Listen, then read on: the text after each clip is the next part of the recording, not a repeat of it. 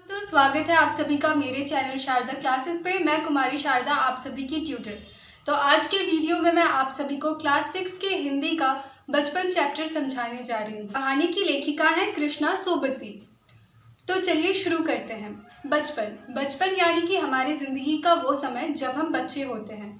इस कहानी में लेखिका कृष्णा सोबती वह अपने बचपन में और हमारे बचपन में क्या क्या अंतर आ चुके हैं उन सभी अंतरों को समझाने वाली है। वह सबसे पहले शुरुआत करती हैं अपनी उम्र से।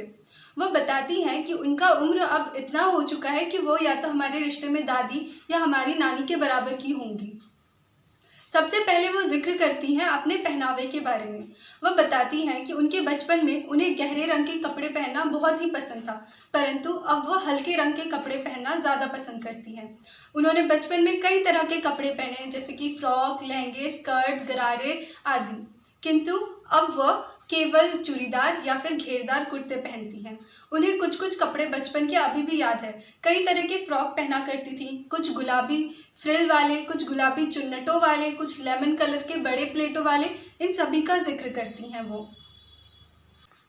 लेखिका ने अब तक अपने पहनावे का जिक्र किया, फिर वह रविवार के दिन के बारे में जिक्र करती हैं। वह बताती है कि उन्हें और उनके भाई बहनों को मोजे और स्टॉकिंग्स धोने का काम मिला करता था। नौकरों को यह काम करने की सख्त मनाही थी। लेखिका और उनके भाई बहनों को मोजे और स्टॉकिंग्स धोने के बाद जूतों को पॉलिश करने का काम होता था। इसी वजह से लेखिका को जूते पॉलिश करना भी बेहद पसंद है। फिर वह ये काम बताने के बाद ये बताती हैं कि उस वक्त में और आजकल के वक्त में जूतों के बीच भी कितना अंतर आ चुका है। पहले के वक्त जब भी लेखिका या उनके भाई बहन नए जूते पहना करते थे, तुरंत ही छालों का इलाज होना शुरू हो जाता था। जब भी वो नए जूते पहनते तो अपने साथ रुई जरूर रखते थे, क्योंकि नए जूते पहनने से पैर कट जाते तो उनको रुई का इस्तेमाल करना पड़ता। परंतु आजकल बहुत ही ज़्यादा आरामदायक जूते आने लगे हैं, जिसकी वजह से हमें रुई की ज़रूरत नहीं पड़ती है। लेखिका एवं उनके सभी भाई बहनों को रोज शनिवार की सुबह ऑलिव ऑयल या कैस्टर ऑयल पीना पड़ता था। उन्हें एक शीशे के ग्लास में एक चिन्ह दिया हुआ था, उस चिन्ह तक मापा हुआ ऑलिव ऑयल या कैस्टर ऑयल पीना पड़ता था। लेखिका को और उनके भाई बहनों को ये पीना बिल्कुल भी पसंद नहीं था। उन्हें सुबह से ही एकदम अजीब सा महसूस होने लगता था। लेखिका का ये मानना है कि अगर ये ऑलिव ऑयल या कैस्टर ऑयल नहीं पीते तो भी उनके सेहत पर कोई खास बुरी असर नहीं पड़ती।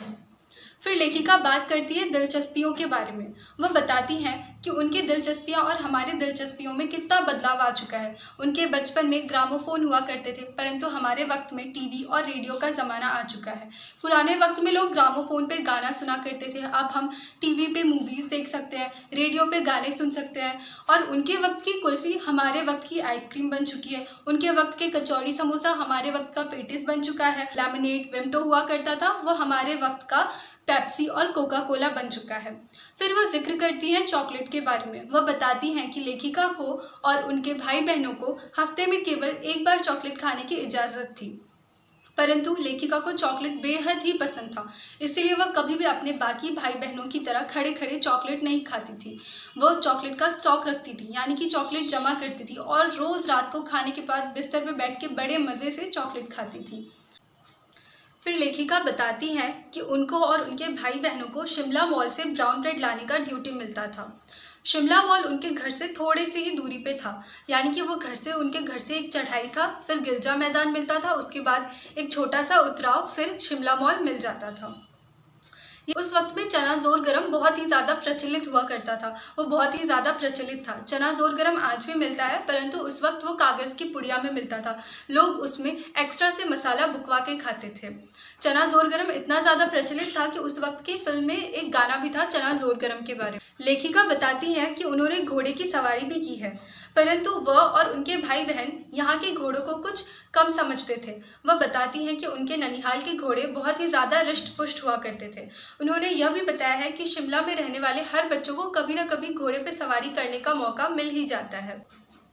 इसके बाद वो शाम के नज़ारे के बारे में बताती हैं। वो बताती हैं कि शाम का नज़ारा बेहद ही सुंदर लगता था। आसमान में उड़ते हुए गुलाबी रंग के गुब्बारे, डूबता हुआ सूरज, पहाड़ में अंधेरा छाता हुआ, फिर टिमटिमाते हुए बत्तियां जलना, लोगों का कोलाहल।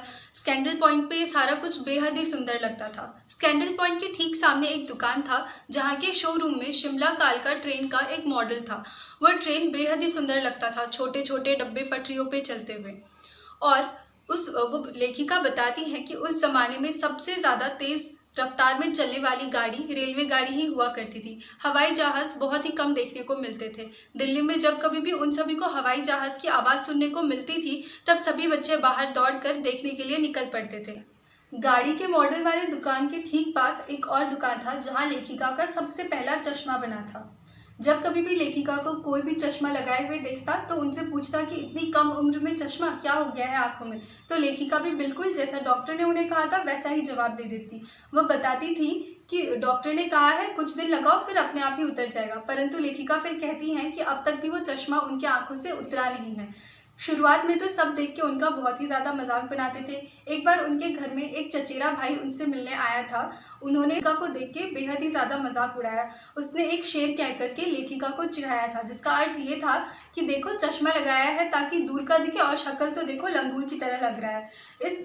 इस शेर से लेखिका बहुत ही ज़्यादा चिढ़ी थी, परंतु उन्हें ये शेर यानी कि ये जो लाइन से बहुत ही ज़्यादा पसंद आए थे। उसके बाद वह आईने के सामने जाकर के एक बार चश्मा पहनती, फिर उतारती, और इस तरीके से बार बार आईने में देख रही थी। उन्हें बहुत ही ज़्यादा अजीब लगता, हंसी भी आ रहा था, मजाकिया लग रहा था। फिर एक बार उन्होंने अपने भाई का टोपा लेकर अपने सिर पे डाला और फिर आईने में देखने लगी। उन्हें वह अजीब लग रहा था, परंतु अच्छा भी लगा। फिर उन्होंने जिक्र किया है कि वो पहले दुपट्टा लिया करती थी रंग बिरंगे, परंतु अब वह शिमला के टोपे पहनने लगी हैं। वह टोपियाँ पहनती हैं अब शिमला के, जो कि उन्हें अब बेहद ही अच्छे लगने लगे हैं। तो इस कहानी में इतना ही था। लेखिका ने पूरे अपने बचपन का जिक्र किया है कि उन्होंने शुरुआत में कैसी चीज़ें की हैं, फिर अंत में वो क्या करने लगी। मेरे ख्याल से मैंने जो आप सभी को समझाया है वो आप सभी को अच्छी तरीके से समझ में आया होगा, और अगर कुछ समझ में नहीं आया है तो आप कमेंट में ज़रूर पूछ सकते हैं। आप सभी मेरे इस वीडियो को ज़रूर देखिए, और आगे मेरे साथ बने रहने के लिए मेरे वीडियो को लाइक कीजिए, शेयर कीजिए, और मेरे चैनल को सब्सक्राइब करना बिल्कुल भी मत भूलिएगा।